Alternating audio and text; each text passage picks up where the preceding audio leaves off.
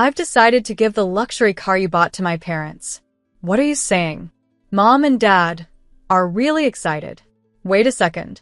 Did you buy the car just to give it to your parents? Yes, that's right.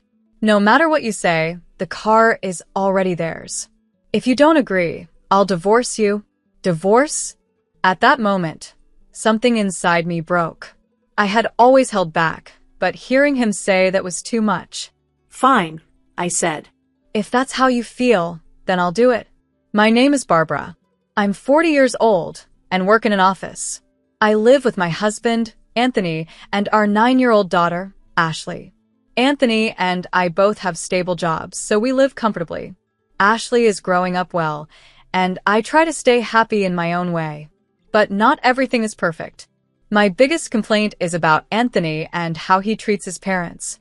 Don't get me wrong, I think it's wonderful that he cares for his mom and dad. But sometimes it feels like he cares about them more than he does about me and Ashley. This has been a problem for years. One of the worst moments was when I went into labor with Ashley. I called Anthony at work and told him I was having contractions. I asked him to come to the hospital because our baby was about to be born. But Anthony said, "Sorry, I can't. My mom burned her finger, and I'm going to their house to help her." I couldn't believe it. How could he think his mom's burn was more important than being there for the birth of his child? It turned out that his mom had touched a hot pen by accident. The burn was small, and all she had to do was cool it under running water. She was fine, but Anthony rushed over like it was a life-or-death emergency. It wasn't just his mother I was upset with, it was Anthony, too. Why couldn't he see how important that moment was? Another time, when Ashley was turning 1, we planned a special celebration for her birthday. But my in-laws had scheduled a trip and asked Anthony to drive them to their destination. Anthony didn't just take them there. He stayed overnight at the hotel with them because they could book an extra room. Meanwhile, I was at home with Ashley, celebrating her first birthday alone. I couldn't believe he chose a trip with his parents over our daughter's milestone. Anthony is a hardworking man, and he's usually kind to me. But when it comes to his parents, he always puts them first. I've tried to understand, but it hurts when Ashley and I feel like we're not his priority. And now, with the car situation, I'm wondering how much longer I can live like this. I started feeling distrustful towards Anthony after everything that happened. This wasn't just a one-time issue. It kept happening again and again. But even though I was hurt, I couldn't bring myself to divorce him. I still loved Anthony, and I didn't want to take away my daughter's father just like that. Anthony wasn't completely uncaring about our daughter, Ashley. He showed that he loved her in his own way, so I held on to the hope that one day he would put her first. But since Ashley was born, Anthony has never celebrated her birthday with us. She's now 9 years old, and it's always the same. He seems to think that celebrating her birthday is something I should do by myself. I've tried my best to make sure Ashley doesn't feel lonely on her special day. One year, I even thought about inviting Anthony's parents to celebrate with us. When I asked them, they said, "It's too much trouble to come over." I was shocked. Sure, their house is about 3 hours away by car, but Anthony never thinks twice about driving that distance to visit them. Yet for them, it was suddenly a hassle to visit us for their own granddaughter's birthday. It felt selfish to me, but that wasn't even the worst of it. My mother-in-law is difficult in many ways. From the moment Ashley was born, she made it clear she wanted us to have a boy. She even said, "I told you I wanted a boy. Why didn't you listen to me?" I couldn't believe what I was hearing. Who says things like that? It's not like you can choose the gender of your baby. And honestly, why does it even matter? Anthony's family isn't some noble, traditional family where a son is necessary to carry on the name. My mother-in-law is just old-fashioned and stuck in her ways. She even shows less love toward Ashley because she's a girl. It breaks my heart to see her treat our daughter this way. Anthony, on the other hand, always tries to please his mother. I think that's one of the reasons he doesn't celebrate Ashley's birthday with us. He doesn't want to upset his mom by making her feel like we're prioritizing our family over hers. There have been other hurtful moments, too. One year, Anthony took me to his parents' house for their New Year's family gathering. My mother-in-law used that time to pick on me constantly. She'd say things like, "Barbara, why can't you move faster? Look, that person has an empty glass. Why don't you pour them a drink?" She treated me more like a servant than a daughter-in-law. It felt like she enjoyed bullying me. These moments piled up over the years, and it became harder and harder to ignore how much Anthony's loyalty to his mother was hurting our family. I was working in a brothel. She made fun of me in front of everyone, especially the relatives. She'd say things like, "My son is amazing, but his wife is a disaster. All she does is sit in an office and enter data. How does she not get bored doing such a meaningless job?" I couldn't believe her words. I've explained to her so many times that my job is not data entry. I'm an engineer. But she either doesn't understand or just refuses to listen. And even if I was doing data entry, why does she have to look down on it? That's a perfectly respectable job, too. It's not just me she ignores. She does the same to our daughter. For example, every New Year, she gives gifts to other relatives' children but skips our daughter entirely. It hurts me to see her treated like she doesn't matter. And what's worse is that Anthony never stands up for us. Whenever his mother insults me or our daughter, Anthony just sits there laughing along, pretending it's no big deal. Sometimes he even adds to the criticism, jokingly saying, "Yeah, my wife isn't great without me." It feels like he's trying to impress his family by putting me down. I stayed patient for a long time because I didn't want to take Ashley away from her father. But as the years went by, my love for Anthony slowly started to fade. It's hard to love someone who doesn't protect you or your child from unfair treatment. Then one day, Anthony came to me with a request. "Hey, there's something I've been thinking about buying," he said. "What is it?" I asked. "A car? A cars?" I was shocked. Anthony had never shown any real interest in cars before. Why all of a sudden? "Well, I've been driving to my parents' house a lot lately, and I thought it would be nice to get a new one," he explained casually. "We live close to a supermarket, and I don't drive much. I'm not very interested in cars, so I figured if he wanted one, he could handle it." "Well, it's up to you," I told him. "You're the one who drives it the most."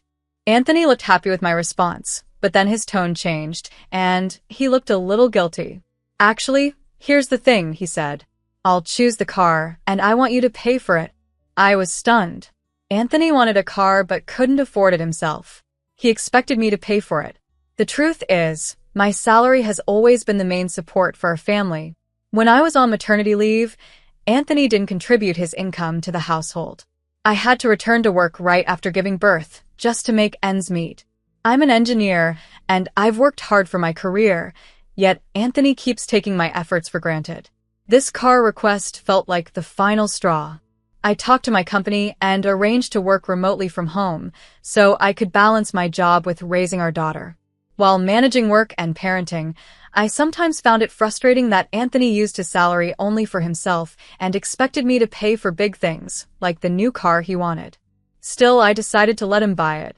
After all, when Anthony is in a good mood, he takes good care of our daughter. "Okay, are you sure?" I asked. Yes. "Thank you," Anthony replied, thrilled. He immediately started looking through car catalogs and doing research online. Since I was the one paying, I tried to warm up to the idea. "Since it'll just be the three of us, we don't need a big car," I told him. Yeah, I know," he mumbled distractedly, not really paying attention. Anthony was more focused on visiting car dealerships and talking to dealers. After about 3 weeks, he told me he had found the perfect car and wanted to take me to the dealership. Anthony was so excited when we arrived at the store. I sat down, waiting for him to tell me what to do next. Soon, the dealer brought out the car. I couldn't believe my eyes. It was a large, luxury minivan. "Oh my gosh, are we really buying this?" I asked, shocked. Yeah. "Isn't it great?" "I'm so excited," Anthony said with a big smile. "Wait a minute," I said, trying to stay calm. "We don't need something this big. It's way too much for just the three of us." Anthony brushed off my concern. "Think about the future. It's better to have something sleek and roomy, just in case we have another baby," he insisted. I was stunned. Even if we did have another child, this car was far too big for a family of 4. "Are we seriously buying this car?" I asked again, hoping he'd reconsider. Anthony frowned, clearly frustrated. Why do you keep saying the same thing over and over? You're making the dealer uncomfortable. You're the one who said to leave it to me. I did, I admitted, but this is not what I had in mind. Anthony ignored me, signed the contract, and finalized the purchase. Then the dealer explained the price. My heart sank. It was way more expensive than I expected. I can't pay for this all at once, I said. We'll have to take out a loan. Anthony insisted the car loan be in his name, so we went ahead with it. From that point on, we were tied to monthly loan payments for a car I didn't even want. I couldn't shake the feeling that Anthony cared more about impressing himself than making practical choices for our family. I would deposit the money into Anthony's account every month to cover the car loan payments. That's how we managed to buy the car. Eventually, the car arrived at our house. Wow. It's so cool, Anthony said, grinning ear to ear as he admired it. I thought to myself, well, if he's this happy, maybe it's worth it. But I had no idea what was coming next. One weekend, Anthony grabbed the car keys, so I asked, "Are you going somewhere?" "Oh yeah, I'm heading to my mom and dad's," he said casually. "Wait, what? You're leaving Ashley behind to visit your parents again? And you're taking the new car?" I asked, already frustrated. Anthony then said something that completely shocked me. "Yep, that's right. I've decided to give the luxury car you bought to my parents as a gift." I froze. "What are you talking about?" "Mom and Dad are thrilled about it. Of course, I'll still drive it when we go out, but it's theirs now," he said happily. I couldn't believe what I was hearing.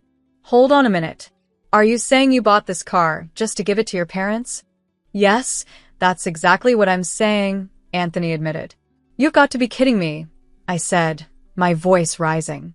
"You told me you wanted the car, so I agreed to buy it.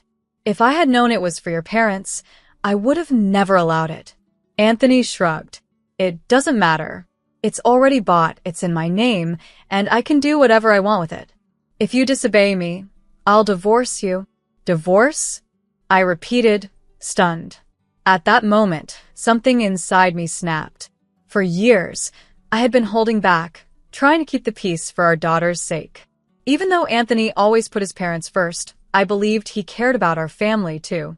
But now, I realized he was willing to throw us aside without hesitation if it meant pleasing his parents. "Divorce, huh? If I disobey, you'll just leave?" I said, my voice trembling with anger. "Who do you think you are?" Anthony didn't respond, so I continued. "Fine. Let's get a divorce. I don't want you around anymore. Go back to your mom and dad, mama's boy." "What?" Anthony said, clearly caught off guard. "I've had enough, Anthony. I'm tired of being second to your parents. I'm tired of you disrespecting me and ignoring our daughter. If you care so much about them, go live with them. I'm done." For the first time, I felt a sense of freedom.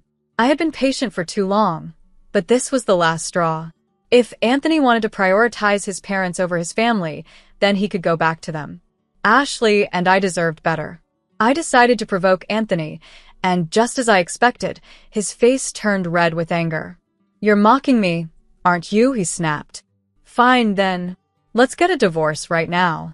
Anthony stormed off, sneering as he said, "I'll go get the divorce papers." He left for the city office, slamming the door behind him. While he was gone, I began packing my things. I called my parents, explained the situation, and asked them to come pick me and my daughter up. I told Ashley to pack her belongings as well. Soon after, Anthony returned, holding the divorce papers in his hand. "Here they are. Sign them," he demanded. His handwriting on the forms was bold and messy, showing how angry he was when he filled them out. Without hesitation, I signed my part. "Well, here you go. I'll file it. Why don't you just leave now?" Anthony said coldly. "I'm going, don't worry." "I don't need you to tell me," I replied. "You're such a terrible wife, you know that?" Anthony muttered, stomping around the house loudly. As I watched him, I wondered, why did I stay married to someone like this for so long? I regretted not leaving him earlier. But there was no point dwelling on the past.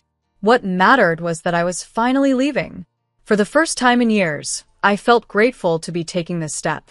From now on, I'd focus on being the best mother I could be for Ashley. 10 minutes later, my parents arrived. Together, we packed up the last of my things and loaded them into their car. With everything ready, we left. After reaching my parents' house, I went to the city office to file the divorce papers. Once it was finalized, I felt an unexpected sense of relief. It was just a piece of paper, but knowing that Anthony and I were no longer married made me feel free and lighter. I decided to start looking for a new place where Ashley and I could live together. I was determined to create a better future for us. About a week later, while I was staying at my parents' house, something unexpected happened. I saw the luxury car Anthony had purchased parked outside. Curious and slightly irritated, I walked inside with Ashley. There, in the living room, were my ex-husband Anthony and my ex-in-laws, sitting together. My mother noticed me right away and quickly took Ashley to another room, giving me some space to deal with whatever was about to unfold. I stood there silently, watching them. My emotions were a mix of anger, disbelief, and a strange sense of closure. Whatever came next, I was ready to face it. My focus was now on building a better life for me and my daughter, away from the chaos of the past. I walked into the living room, and Anthony immediately started talking to me in a panic. "Barbara, what's going on with the insurance for the car?" he asked, sounding agitated. I looked at him coldly. "What's the matter with you? Why are you barging into my parents' house like this?" I replied firmly. At that moment, my ex-in-laws raised their voices angrily. "We didn't want to come here either. We came because we had no other choice." "Why are we being yelled at?" they shouted defensively. My father, who had been quiet until then, spoke calmly but sternly. "If that's the case, then leave. You're strangers to us now. If you don't go, we'll call the police to have you removed." Hearing this, my ex-in-laws became silent, clearly frightened by the suggestion. Meanwhile, Anthony, still looking panicked, turned to me again.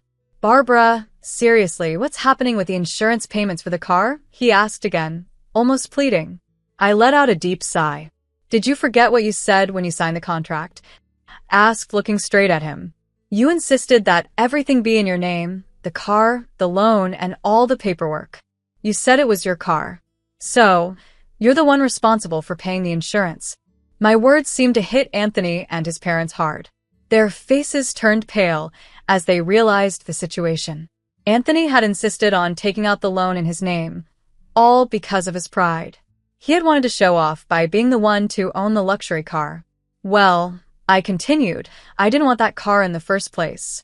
So, it's only fair that you're the one who has to deal with the payments."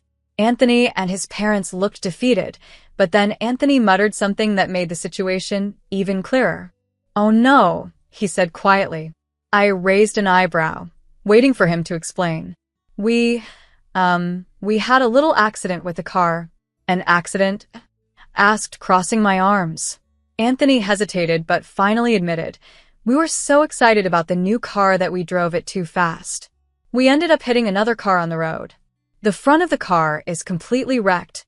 I couldn't believe what I was hearing. "So that's why it was parked the way it was when I got here," I said, piecing it together. "You parked it so I wouldn't see the front, didn't you?" Anthony didn't respond. He just looked down, ashamed. His parents stayed quiet too, clearly embarrassed by what had happened. I stood there, feeling a mix of anger and relief. This whole mess was a reminder of why I'd made the right choice to leave Anthony. Whatever happened with that car and its payments was no longer my problem. It was Anthony's mess to clean up now, not mine. I didn't look at the car closely at first, but Anthony and his parents came to me about the insurance because they knew I had been in charge of payments. However, since the car was technically owned by the loan company, they were responsible for getting it repaired. And because they didn't have insurance, they now had to pay for all the repair costs themselves, plus the cost of fixing the guardrail they damaged. I couldn't help but wonder how expensive it would be to repair a luxury car. I was sure the bill would be huge. In the end, Anthony and his parents had no choice but to return the car. They were charged a massive amount of money for the repairs, leaving them in serious financial trouble. Not long after, I started receiving emails from Anthony. He kept begging me to get back together with him. In one message, he said they couldn't afford to pay their rent or utility bills anymore. Anthony had to move back in with his parents because of their money problems. However, things didn't go well for him there either. His parents, angry about the car and the financial mess, were very hard on him. Anthony couldn't handle their attitude and didn't want to stay at home, but he couldn't live on his own either because he had so much debt.